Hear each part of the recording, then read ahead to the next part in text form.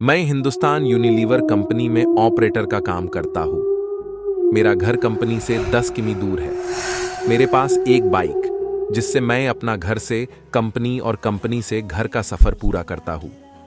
एक दिन ऑफिस से घर जा रहा था तो रास्ते में मुझे मेरे कॉलेज, जिसमें मैंने अपनी ग्रेजुएशन पूरी की थी, के बाहर एक लड़की दिखाई दी जो मुझे देखकर मुस्कुरा रही थी। मैंने उसे टालते हुए मैं घर की ओर निकल पड़ा। दूसरे दिन फिर वही लड़की मुझे उसी जगह पर दिखाई दी।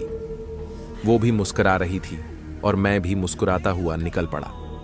मुझे उसकी प्यारी से मुस्कान से प्यार हो गया था, लेकिन कभी रुकने की कोशिश नहीं की। वो लड़की कई दिनों तक मुझे दिखी और एक दिन वो मुझे वहां नहीं दिखाई दी। मैं बेचैन हो गया, लेकिन मैं उसके बारे में कुछ नहीं जानता था, वरना कभी बात की थी, इसलिए उसका पता भी नहीं लगा सकता था। मैं कई दिनों तक उस लड़की के नहीं दिखने से बेचैन रहा।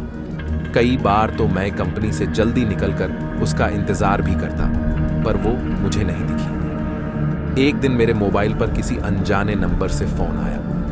मैंने फोन उठाया तो एक लड़की बोली। उसने मेरा नाम पूछा और वो मुझसे बात करने लगी और बताया कि मैं वही लड़की हूं जिसे तुम रोज बाइक से गुजरते हुए देखा करते थे।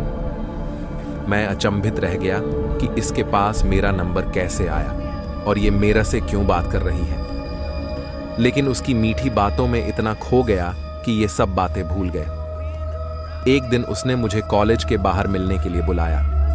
मैं और मेरा दोस्त, हम दोनों बाइक पर उससे मिलने को गए, क्योंकि कभी मैं लड़की से अकेले नहीं मिला था तो घबरा रहा था। मैं और मेरा दोस्त जैसे ही कॉलेज के बाहर पहुंचे तो वहां वो लड़की कहीं पर भी दिखाई नहीं दी। मैंने काफी फोन लगाया, लेकिन फोन स्विच ऑफ था।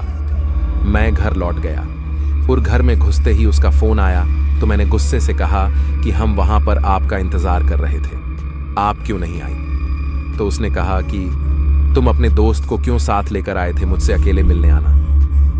मैंने कहा ठीक है। अगले दिन सुबह सुबह मैंने उसके फोन लगाया, लेकिन उसकी मम्मी ने फोन उठा लिया।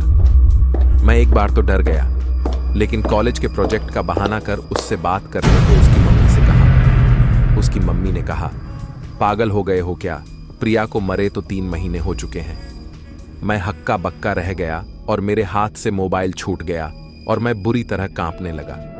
मैंने सोचा कि जिस लड़की को देख रहा था और जिससे मैं बात कर रहा था वो एक आत्मा थी। मुझे फिर भी विश्वास नहीं आया। मैंने अगले दिन फिर प्रिया की मम्मी के फोन लगाकर सारी घटना सुनाई तो उन्होंने कहा, मेरी बात पर यकीन ना हो तो मेरे घर आकर देख लो। मैं प्रिया के घर गया तो प्रिया के फोटो पर माला लगी थी। उसकी मां ये घटना सुनकर भावुक हो गई, लेकिन उस दिन से मैंने अपनी वो सिम निकाल कर फेंक दी और नए नंबर ले लिए और फिर कभी फोन नहीं आया। लेकिन आज भी मैं अनजान नंबर से अक्सर सहम जाता हूँ। मित्रों, अगर आपको मेरी आप बीती पसंद आए तो शेयर जरूर करें। ये कहानी मैं प्रिया को समर्पित करता हूँ और IGS को धन्यवाद देता हूँ कि उन्होंने मेरी आप बीती को आप लोगों तक पहुंचाया। कौन है ये लोग?